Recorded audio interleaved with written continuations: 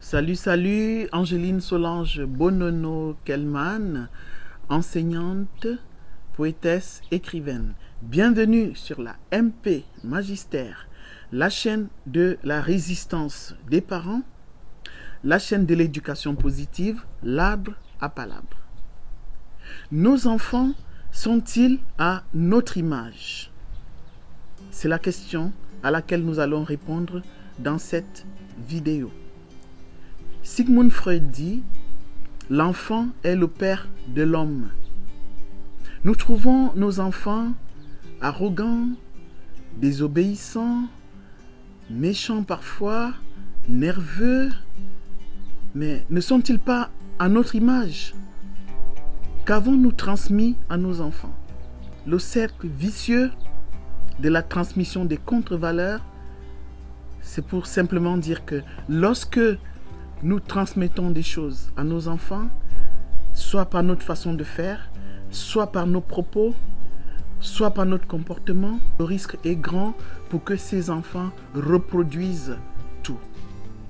Parce que voyez-vous, pour les enfants, nous sommes des modèles, nous sommes des exemples, nous sommes des références. Ou plutôt, nous devrions être des modèles, des références. Et lorsque nous nous comportons mal devant nos enfants, nous ne disons pas bonjour, nous ne disons pas merci, nous sommes violents, nous crions sur les gens. Évidemment, il y a de fortes chances que ces enfants nous imitent et reproduisent. Mais heureusement, ce n'est pas toujours le cas. C'est une malédiction, un héritage qui peut être brisé lorsque ces enfants rencontrent des personnes positives et décisives dans leur vie, lorsque ces enfants décident parfois tout seuls de s'en sortir, en allant dans les associations, en ayant des modèles extérieurs à la famille, ça peut être un éducateur, ça peut être un professeur, ça peut être un adulte, ces enfants peuvent effectivement être sauvés et ne pas rentrer dans ce cercle vicieux.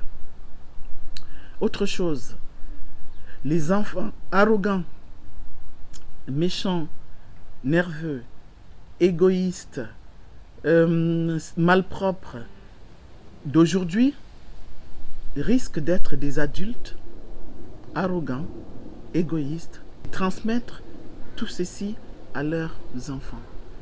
Donc la responsabilité des parents est grande dans l'éducation des enfants, dans l'image que les enfants peuvent avoir d'eux, dans l'image que les enfants peuvent avoir de la famille et dans l'image que les enfants peuvent avoir de la société. Un proverbe africain dit « Il faut tout un village pour éduquer un enfant ». Donc l'éducation, finalement, est collective. Et moi, je suis souvent choqué de voir dans certaines situations des enfants qui se comportent mal devant leurs parents et les parents qui ne disent rien.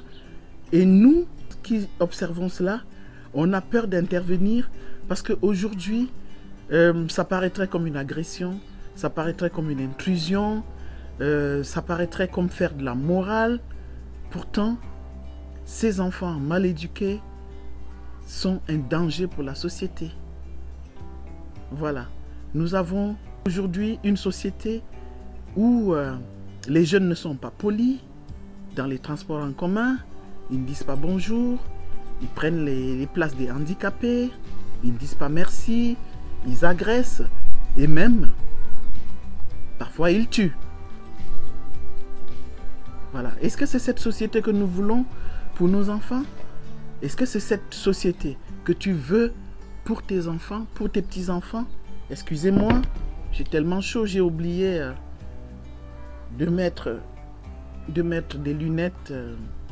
Vraiment toutes mes excuses, hein, c'est pas très poli. Donc là, j'ai changé. Il y a tellement de soleil, il fait beau. Nous devons donc faire attention à donner le bon exemple.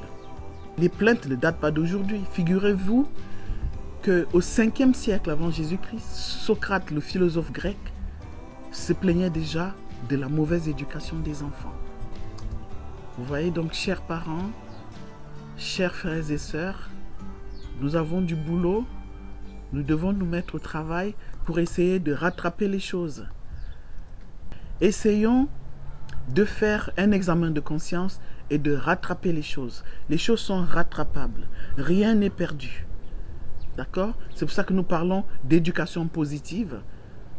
C'est une éducation qui consolide les bons comportements et qui corrige les mauvais comportements. Je vous remercie d'être là pour nos enfants. Likez, activez la cloche de notification pour ne rien rater. Posez vos questions. On va essayer d'y répondre ensemble. Abonnez-vous. Protégeons-nous. La Covid n'a pas d'amis.